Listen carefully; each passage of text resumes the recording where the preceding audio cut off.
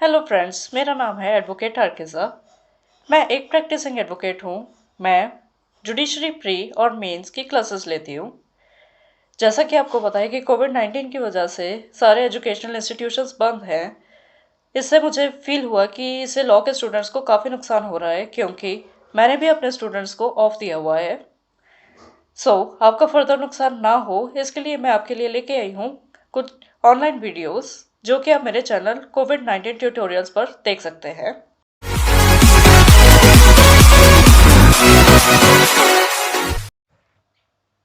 Hello friends, welcome to my channel कोविड-19 tutorials by advocate हरकिज़ा।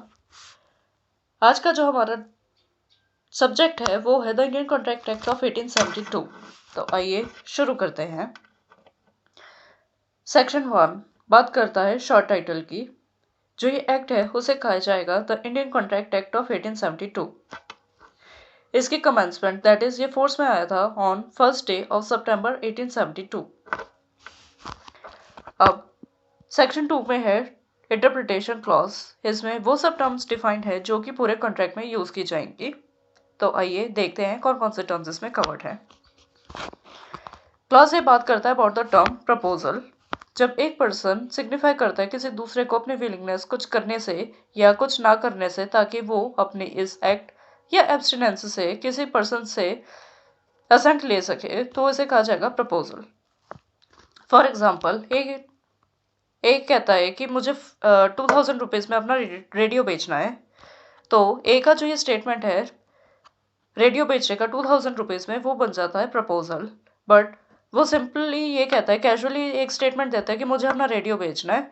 इससे उसकी कोई इंटेंशन नहीं है रेडियो बेचने की, वो वैलिड प्रपोजल नहीं होगी।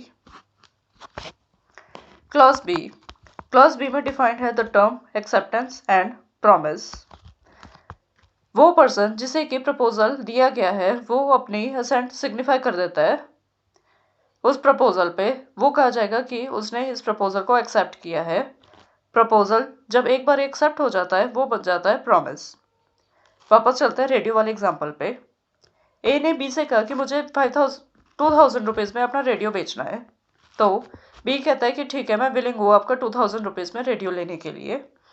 तो इसमें बी जो है वो अपना एक्सेप्टेंस शो कर रहा है। उसने उस पे अपनी एक्सेप्टेंस दे दी है, उस प्रपोजल पे अपनी एक्सेप्टेंस दे दी है।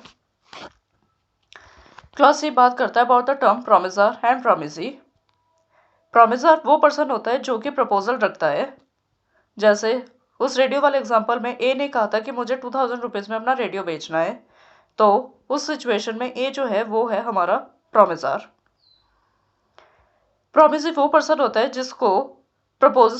जिसके सामने हम अपना प्रपोजल रख रहे हैं। फॉर एग्जाम्पल, ए ने बी से कहा था कि मुझे अपना 2000 रुपीज़ में रेडियो बेचना है। तो बी कहता है कि ठीक है, मैं विलिंग हूँ आपका रेडियो लेने के लिए। तो उस सिचुएशन में जो बी है वो है हमारा प्रोमिसी। अब हम बात करते हैं टर्म कंसिडरेशन की, जो कि क्लॉज डी में डिफाइंड है।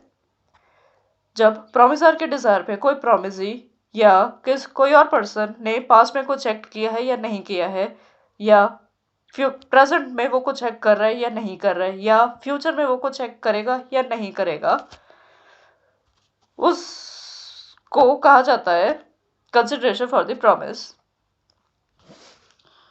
क्लॉज ये बात करता है अबाउट द टर्म एग्रीमेंट। कोई भी प्रॉमिस या सेट ऑफ प्रोमिसेस जो कि एक दूसरे के लिए कंसिडरेशन बनाए, वो होता है एग्रीमेंट। फॉर एग्जाम्पल, ए कहता है बी को कि ए बी से प्रॉमिस करता है कि मैं आपको ही अपनी घड़ी बेचूंगा, और बी ए से कहता है कि ठीक है, मैं आपको प्रॉमिस करता हूँ 2000 रुपीज़ देने का। ए का प्रॉमिस बी के लिए और बी का प्रॉमिस ए के लिए एक दूसरे का कंसिडरेशन है। This is known as agreement.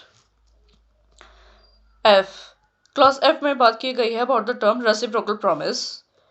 वो प्रोमिसेस जो कि या तो फुल कंसिडरेशन बना रहे हैं या कंसिडरेशन का कुछ पार्ट कंसिडर कर रहे हैं, उसे कहा जाता है reciprocal promises. For example, shopkeeper ने किसी कस्टमर को गुड्स दी और उस कस्टमर ने शॉपकीपर को उन गुड्स के पैसे दे दिए। This is reciprocal promise. Clause जी बात करता है about the term void agreement.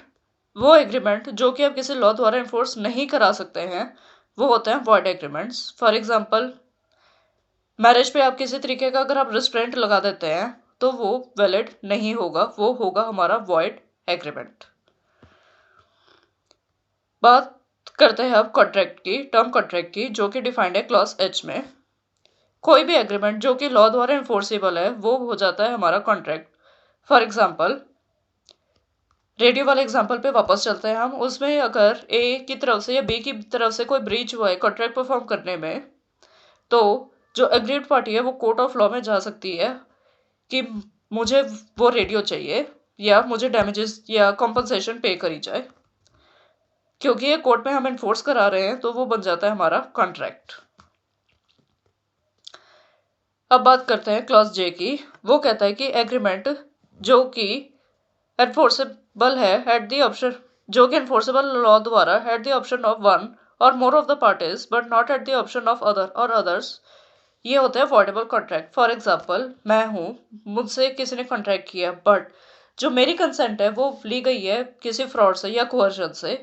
सो ये मेरी स्वीट विल और डिस्क्रिप्शन होगी कि मैं उस कॉन्ट्रैक्ट को वैलिड भी करवा सकती हूँ डिक्लेयर, या मैं उसको वॉइड डिक्लेयर करा सकती हूँ।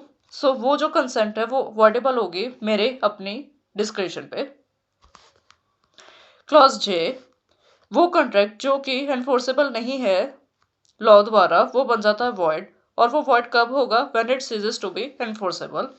फॉर एग्जाम्पल, आप कोई भी ऐसा कॉन्ट्रैक्ट नहीं कर सकते हैं जिससे कि जो लॉ द्वारा एनफोर्सेबल नहीं है। जैसे कि मर्डर का कॉन्ट्रैक्ट हमने किया किसी के साथ कि आप उसका मर्डर कर दो, वो वैलिड नहीं है।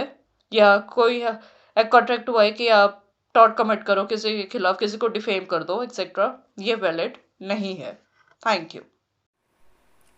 अगर आपको मेरी वीडियोस पसंद आ रही हैं तो मेरे चैनल को सब्सक्राइब करना न भूलें और बेल आइकन को ज़रूर प्रेस करें। धन्यवाद।